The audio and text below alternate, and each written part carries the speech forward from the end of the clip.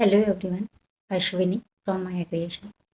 आज हा व्हिडिओ बनवण्याचं कारण असं की आज 2 handmade jewellery related video viral झाले आहे. माझी कंप्लेंट विषयी आहे आणि मी एक हँडमेड ज्वेलरीची ओनर असल्याकारणाने मला त्यावर मत मांडावंसं वाटलं, कारण की ते माझ्या रिलेटेड आहे, म्हणजे हँडमेड ज्वेलरीच्या रिलेटेड आहे. ओके. तर दोघींचे पण मुद्दे जर बघायला गेलं तर विचार करण्यासारखे आहे. म्हणूनच हा मी व्हिडिओ बनवत आहे.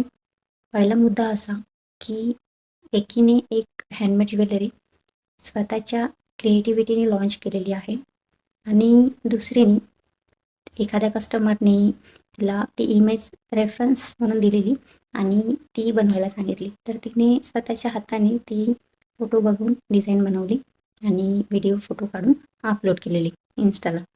पण तिने क्रेडिट दिलेलं नाही ज्याची ती डिझाईन आहे.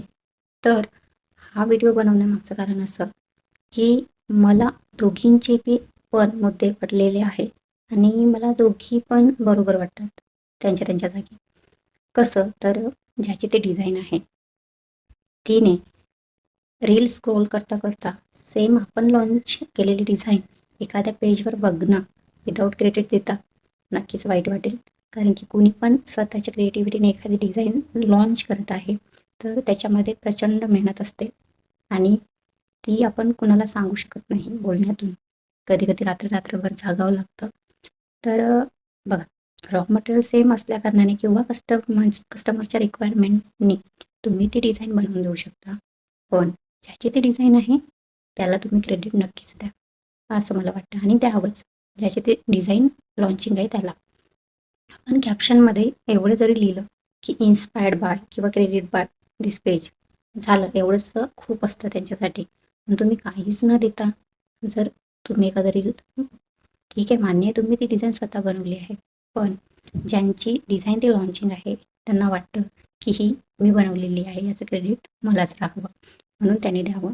आणि दुसरा मुद्दा की ज्यांची डिझाईन आहे त्यांना असं वाटतं की ही डिझाईन माझी आहे, मी बनवलेली आहे, ही दुसऱ्यांनी बनवूच नाही. असं जर वाटत असेल तर हे चुकीचं आहे. कारण की आपण सोशली आपले क्रिएटिव्हिटी डिझाईन लॉन्च करून अपलोड करत आहोत आणि जर एखाद्या कस्टमरने ती इमेज दुसऱ्या पेजला दाखवून सेम डिझाईन बनवून मागितली तर याच्यात तो पेज चुकीचं नाही.